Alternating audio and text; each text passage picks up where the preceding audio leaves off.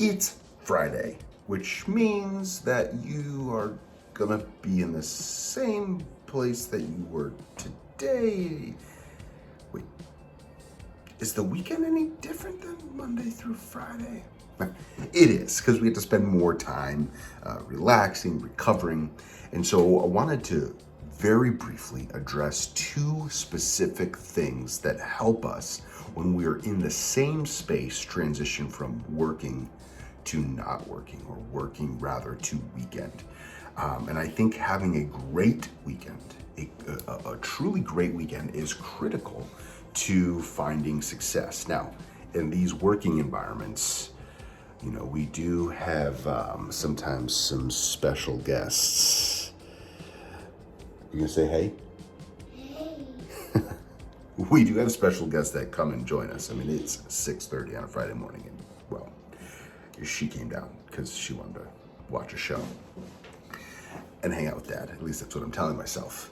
And so we have these distractions. Maybe sometimes we're working in an open space, the kids are all around. And so two specific things help us. Number one is to set an end time. Now, I know, there's always another task. I didn't get this done. This is coming up. This is an emergency. This person needs this. I know. I mean, I know.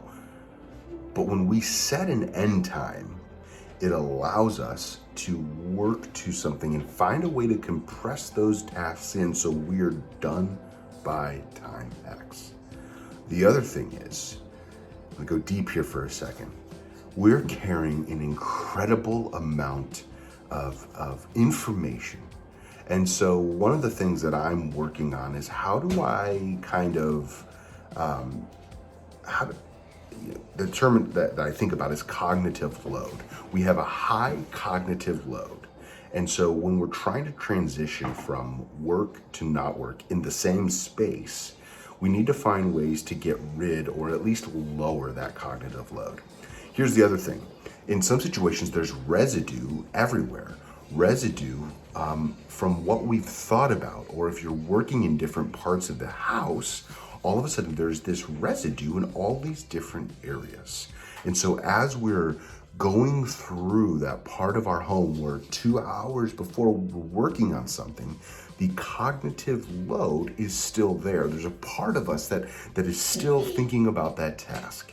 So how can we best separate? Well, you can journal out a little bit, make sure you've got a really strong to-do list, sketch aside some time on Saturday. I've been implementing this time on Saturday called penalty box time. It's not time for new initiatives. It's time for me to be in the penalty box, think about what worked, what didn't, and how can I best do things moving forward.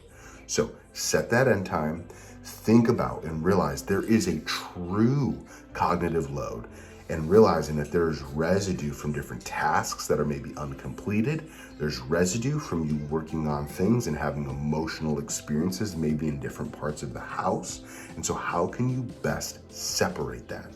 Write it out, journal it out, create some notes, set up a note on your phone saying things I need to think about next week, and just make sure it's at the ready. So that way when something pops in your mind, you can get it off and have the most effective, high quality weekend possible. Brooklyn, you ready to say goodbye? Okay.